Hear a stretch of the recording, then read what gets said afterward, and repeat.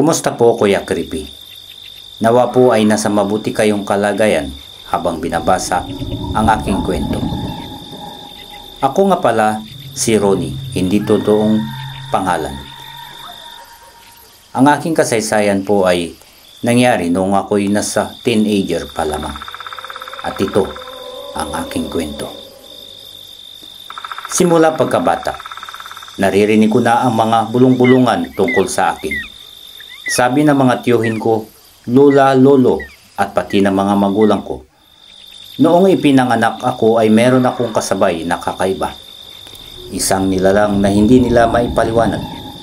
Tila tao pero hindi naman. Tila sanggol pero merong mga mata na nagliliwanag sa dilim. Ilang minuto matapos kaming ilabas sa mundo, bigla raw itong nawala. Hindi ko alam kung totoo iyon o kathang isip lamang nila para takutin ako. Bata pa ako noon, kaya tinatawanan ko lang ang mga kwento. Paglipas ng panahon, nakalimutan ko rin iyon. Isa na lang itong alamat sa aming pamilya hanggang sa dumating na grade 9 na ako. Doon ko nakilala si Fred, ang nambubuli sa akin. Halos araw-araw kinukutya niya ako. Pinagtatawanan ang itsura ko at ang damit ko. Pati ang mahiyain kong ugali. Hindi lang salita. Minsan tinutulak niya ako sa pasilyo. Sinisira ang gamit ko at pati mga kaibigan ko natatakot na akong lapitan. Paulit-ulit akong umiiyak sa bahay. Ngunit hindi ko masabi ng buo sa mga magulang ko ang lahat, Kuya Creepy. Natatakot akong mas lalong lumala ang sitwasyon. Isang araw, matapos niya akong itulak sa likod ng silid-aralan at pagtawanan kasama ang barkada niya, nakaramdam ako ng kakaiba. Hindi galit, kundi lamig na parang nanunuot sa buto ko. Sa salamin ng CR kung saan ako nagkulong, nakita ang sarili na parang may anino sa likuran. Aninong may pulang mata na nakatingin sa akin. Kinabukasan, hindi pumasok si Fred. Unay akala ng lahat na nagkasakit lamang siya. Pero lumipas ang 2 araw. 3 araw ay wala pa rin. Hanggang isang linggo ang lumipas at kumalat ang balita. Patay na raw si Fred. Hindi raw maipaliwanag ang itsura ng katawan nito.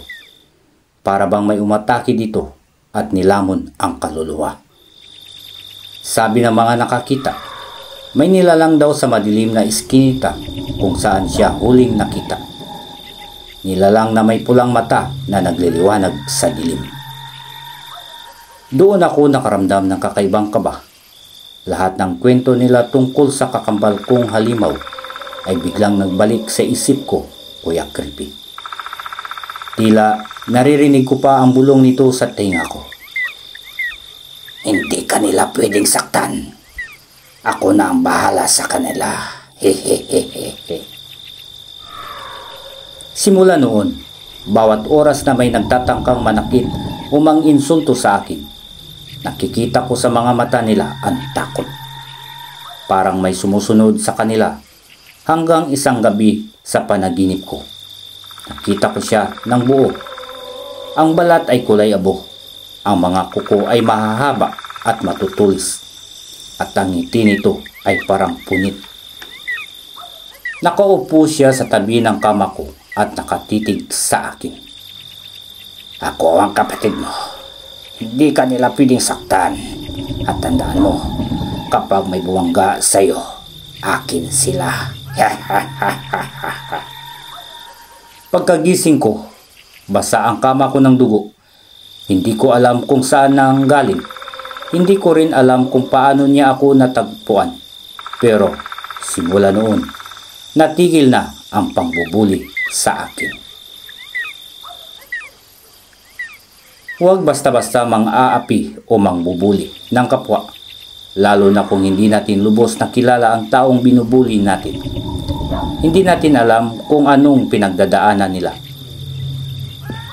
Anong nilalang ang nasa likod nila o kung anong mangyayari kapalit ng sakit na ibinibigay natin. Ang bawat masamang gawa ay may kapalit, minsan higit pa sa inaasahan natin. Okay, yun po yung maikling kwento na naibahagi sa atin na nagpapatago sa pangalang Ronnie. Okay, kung may opinion po kayo, please comment down below. At maraming salamat po muli sa patuloy na suporta at pagtangkilik sa channel na ito. At mag-iingat po tayo palagi kung saan mang panig ng mundo tayo naroroon. Mega love shoutout po pala sa lahat.